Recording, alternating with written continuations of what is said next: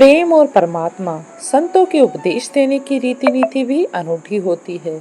कई संत अपने पास आने वाले से ही प्रश्न करते हैं और उसकी जिज्ञासा को जगाती हैं और सही सही मार्गदर्शन कर देती हैं।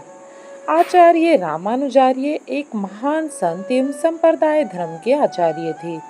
दूर दूर से लोग उनके दर्शन एवं मार्गदर्शन के लिए आते थे। सहज तथा सरल रीति से वे उपदेश देते थे। एक दिन एक युवक उनके पास आया और पैर में वंदना करके बोला, मुझे आपका शिष्य होना है, आप मुझे अपना शिष्य बना लीजिए। रामानुजार्य ने कहा, तुझे शिष्य क्यों बनना है?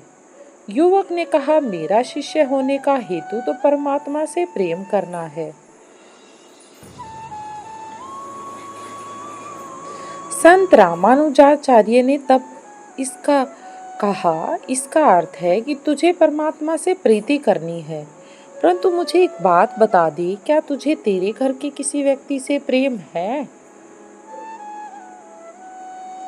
युवक ने कहा, ना, किसी से भी मुझे प्रेम नहीं। तब फिर संत श्री ने पूछा, तुझे तेरे माता पिता या भाई बहन पर स्नेह आता है क्या? तब उसने फिर से उत्तर दिया। युवक ने कहा, नहीं, मुझे किसी पर तनिक मात्र भी स्नेह नहीं आता। पूरी दुनिया स्वार्थ परायण है, ये सब मिथ्या माया जाल है, इसलिए तो मैं आपकी शरण में आया हूँ। मुझे अब ऐसा सारथी चाहिए जो प्रेम करे।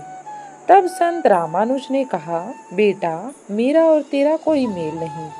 तुझे जो चाहिए वह मैं नहीं दे सकता और मुझे जो चाहिए वह तुम नहीं दे सकते। युवक यह बात सुनकर स्तब्ध हो गया और बड़े आश्चर्य से उसने कहा, संसार को मिथ्या मानकर मैंने किसी से प्रीति नहीं की। परमात्मा के लिए मैं इधर उधर भटका।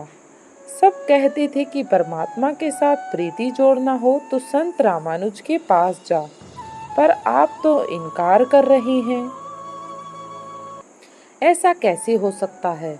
तब संत रामानुज ने कहा, यदि तुझे तेरे परिवार से प्रेम होता, जिंदगी में तूने तेरे निकट के लोगों में से किसी से भी स्नेह किया होता, तो मैं तो उसे विशाल स्वरूप दे सकता था। थोड़ा भी प्रेम भाव होता तो मैं उसे विशाल बना के परमात्मा के चरणों तक पहुंचा सकता था। लेकिन तुझे तो किसी से प्रेम ही नहीं। छोटे से बीज से विशाल वट वृक्ष बनता है, परंतु बीज तो होना चाहिए जो पत्थर जैसा कठोर एवं शुष्क हो। उसमें प्रेम का झरना कैसे बहा सकता हूँ मैं?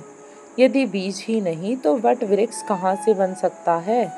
तूने किसी से प्रेम किया ही नहीं तो तेरे भीतर परमात्मा के प्रति प्रेम की गंगा कैसे बहा सकता हूँ मैं?